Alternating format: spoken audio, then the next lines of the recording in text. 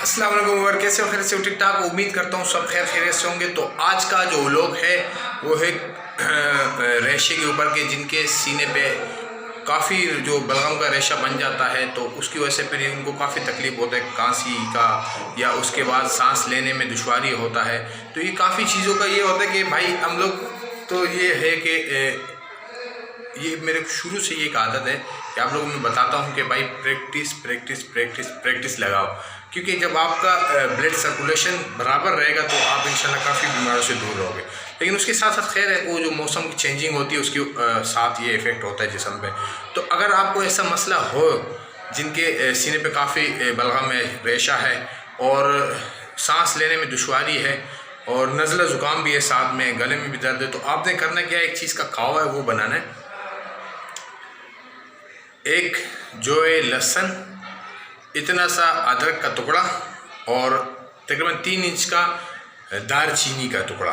तो ये तीनों चीज़ें आपने लेना है और सादा पानी के अंदर डाल देना है और उसको आग पे रखना है, उसको बॉयल करना है, सही तरीके से बॉयल करना है उसको, कि जो पानी का शक्ल है वो चेंज हो जाए, मतलब उसका कलर चेंज हो जाए।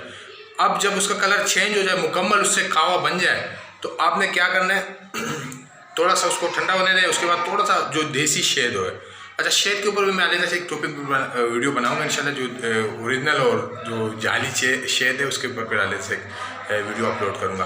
तो थोड़ा सा मतलब कि शहद का आधा चम्मच डाल देना है और वो पी लेना है खावा। और कोशिश ये करें कि वो पीने के बाद आप कम से कम आधा घंटा आप कोई ऐसी जिस्मानी जो एक्टिविटी है वो करो, जो वर्जिश वगैरह है या कोई काम काज है वो करो। तो उसके साथ साथ आपको पसीना आना शुरू हो जाएगा।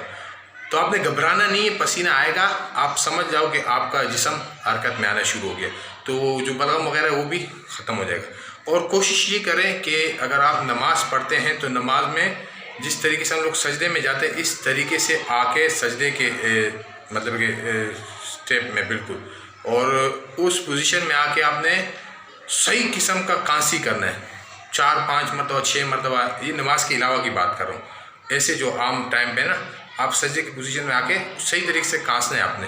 तो जो सीने के ऊपर बलगम होगा और नाक वगैरह में होगा तो ये सारा इंशाल्लाह साफ़ हो जाएगा। उसके साथ साथ वो कावा भी आपने लाजमी इस्तेमाल करना है। तो मैं गारंटी से कहता हूँ आप 3 दिन इस्तेमाल करें, इंशाल्लाह खुद ब खुद ही आप सेट हो जाओगे। तो अगर वीडियो अच्छी लगे लाइक और शेयर कीजिए, अगर चैनल पर नए हो तो सब्सक्राइब कीजिएगा। अब तक इतने अगले लोगों के लिए दीजिए इजाज़त। अल्लाह हाफिज़।